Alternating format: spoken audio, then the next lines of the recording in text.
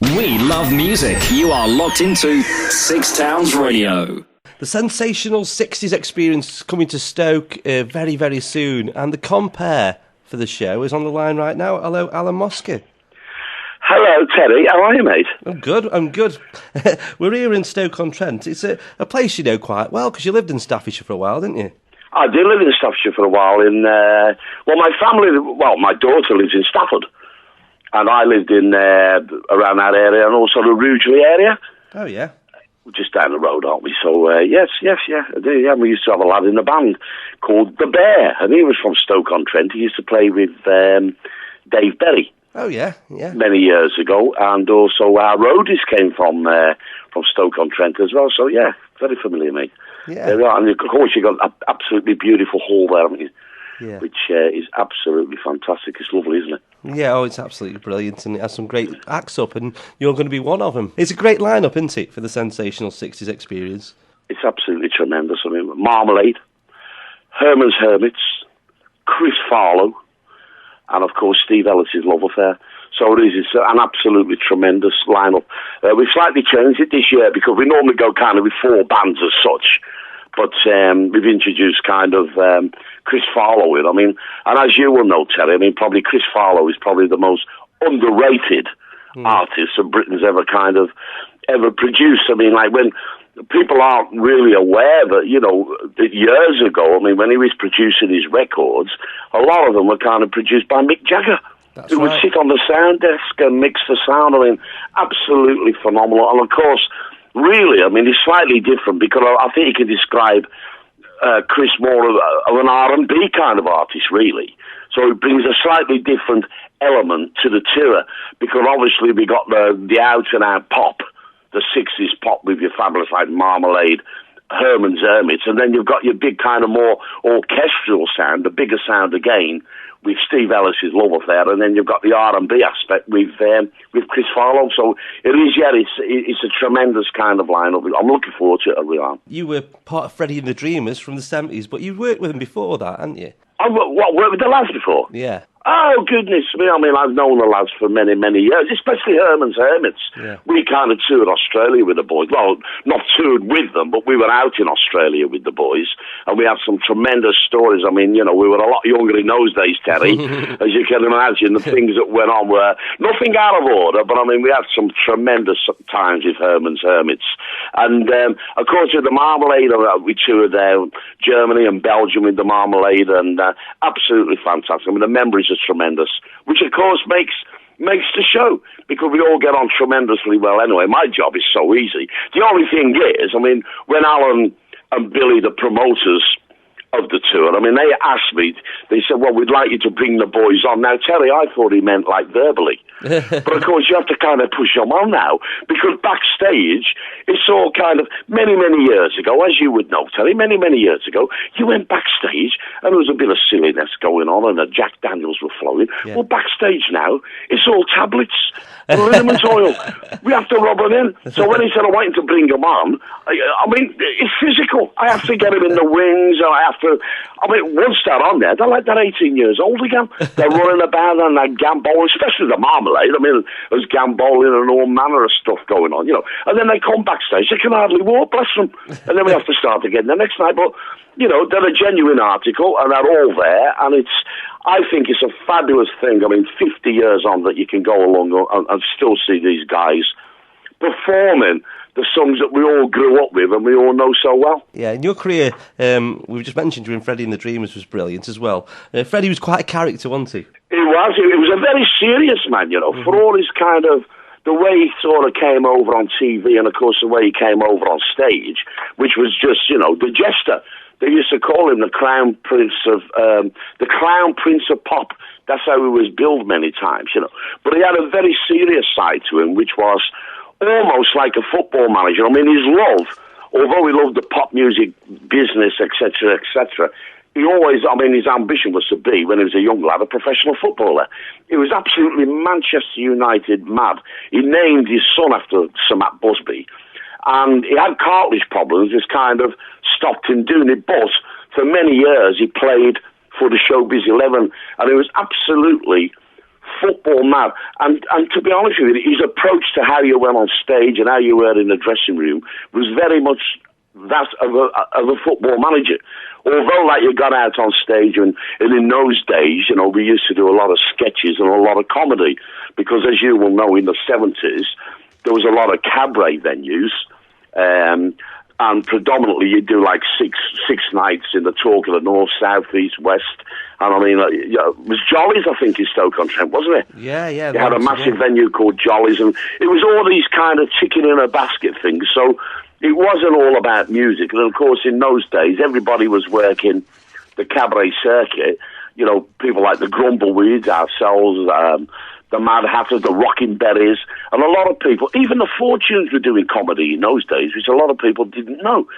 But, you know, we always did that kind of silly stuff on stage, but backstage he was very, very serious. And he used to say, you know, comedy is a very serious game.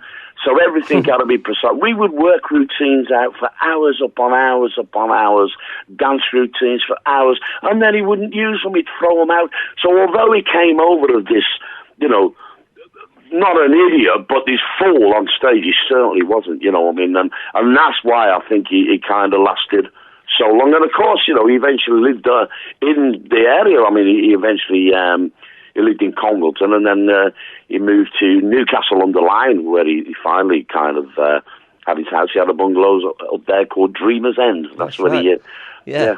You just mentioned that Freddie would get you do the dance routines and the comedy and everything like that. Now, of course, bands have people doing that for them. You know, you've got stagecraft people, you'll have choreographers and everything. But, you know, back in the day, you did it all yourself. Of course, I mean, like Freddie and the Dreamers were the first kind of band to introduce that, you know, nobody, other than the American kind of Motown bands, who obviously, as you know, I mean, they had dance routines. It was built around the Four Tops and people like that, Temptations. I mean, they always introduced dance routines.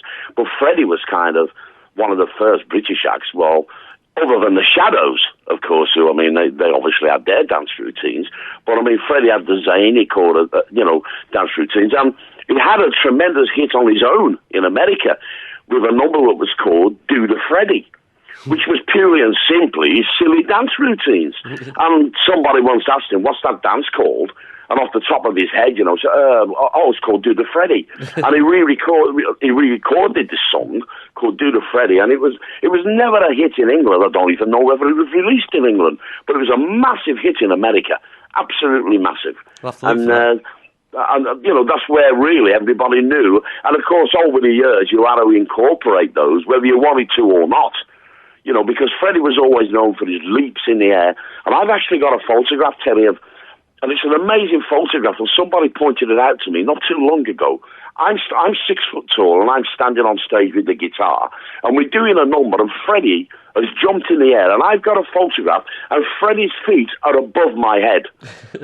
And, you know, which is absolutely amazing. He would have made a tremendous high jumper. Yeah. You know, I never realised how high he was jumping until I saw this photograph. I thought, my goodness me. And such a shame for such a fit man, you know, ended up, unfortunately, not fit at all, you know, and he ended up in a wheelchair, bless him, for sort of the last 8 years of his life, you know. I mean, he was one of the, you know, I mean, I was so proud to be a part of the band because obviously, I mean, it was such a major name of the 60s. And previous to that, I played in kind of, you know, pub bands, to be honest with you, and local bands. And then suddenly, you know, I was plucked from this obscurity. And the first gig I did, the first really big gig I did with Freddie was Madison Square Gardens in New York. So I've gone like from the local pub to this, and then into pantomime with like the great late Tommy Trinder, who was a massive kind of variety artist. And we went for 3 months, you know, we went into pantomime in those days. And, you know, it was such, I used to have to pinch myself. And all these guys that I'd kind of worshipped over the years, you know, I'd seen like, you know, Jerry and the Pacemakers in the Cavern and Billy J. Kramer and people like that, and the lads who were on the tour, the Marmalade and especially Herman's Hermits. You know, suddenly I'm sitting on a bus with them and I'm in the bar with them. So it was quite surreal.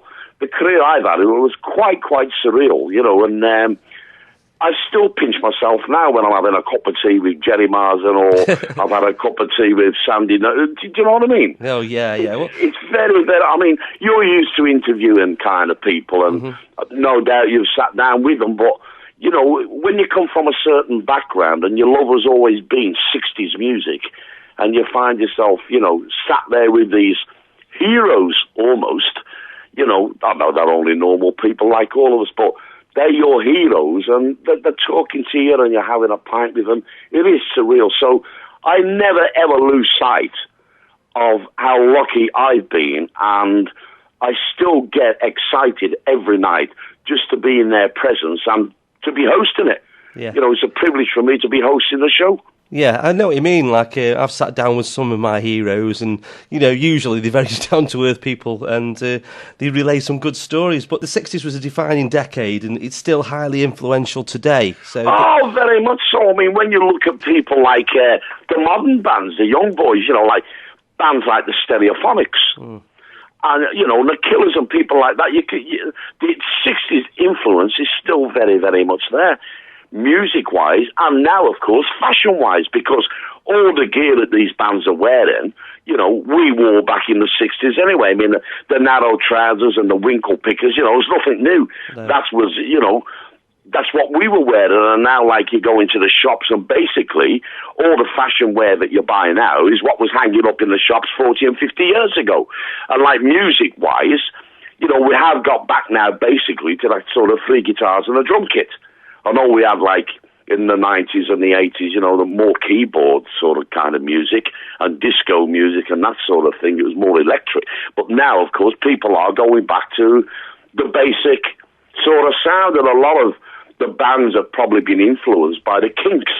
I mean, you know, you still see, like, you watch Glastonbury and they're doing Kinks numbers, these young bands and that. So the influence is always there, and also when you watch TV commercials, it always puzzles me in this day and age when there are such great writers out there, music writers, a young talent, but predominantly they still use 60s songs for the adverts. Yeah.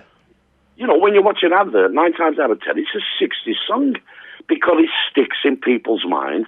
And of course, Terry, as well, every song that you listen to, somebody out there has a memory about that song. You know, your baby was born and your name, Tracy. I mean, so many kids were called Tracy after the Cufflinks had a tremendous hit with it. And, you know, I mean, you look at the song, you think, oh, that was the first song I danced to with my missus, and, you know, at the engagement party, and the first time I met her, that song was playing. And that sticks in your mind, and that's why the people still come along, because for that 3 hours, which is how long the show runs, for that 3 hours, you know, you're transported back in time. Yeah. You're transported back in time, and you're a teenager again. And okay, yeah, the lads on stage, you know, our hair is white now, but for the time that you're on that stage, every band, I can guarantee you, they're 18 in the head as well. And they perform probably better now than they did then, because they've got that 40 years of experience. Definitely. Well, loads of people are looking forward to the show, and it's quite a big tour as well. I want to wish you all the best with it, and thanks a lot for coming on the phone having a chat with me today, Alan. Thank you very much, Terry. Thank you very much, and I look forward to seeing you. Take care. Thanks a lot, Terry.